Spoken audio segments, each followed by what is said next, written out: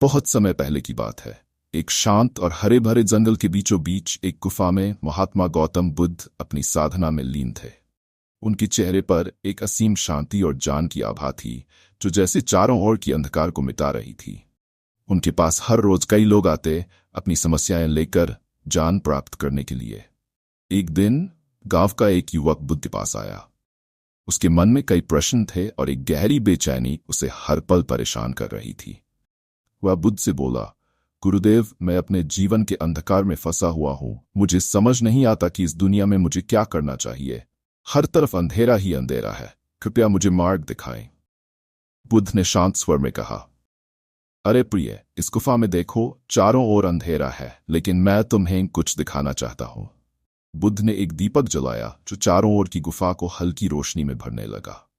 दीपक के जलने से गुफा का अंधेरा दूर होने लगा और धीरे धीरे वातावरण में एक अजीब सी शांति फैल गई। बुद्ध ने युवक से कहा, जैसे इस दीपक की रोशनी ने गुफा का अंधकार दूर कर दिया, वैसे ही ज्ञान की रोशनी मनुष्य के जीवन से अज्ञानता और अंधकार को दूर कर देती है। यदि तुम जीवन में अंधकार से मुक्त होना चाहते हो, तो अपने भीतर के दीपक को जलाओ। वह दीपक तुम्हारे ज्ञान का दीपक है, जो तुम्हें सत्य का मार्ग दिखाएगा।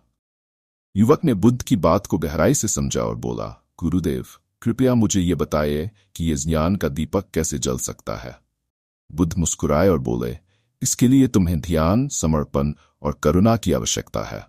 अपने मन को शांत करो, अपने हृदय में करुणा जगाओ और सत्य की खोज करो। जैसे जैसे तुम्हारा मन शुद्ध होता जाएगा, ज्ञान का दीपक और उज्ज्वल होगा।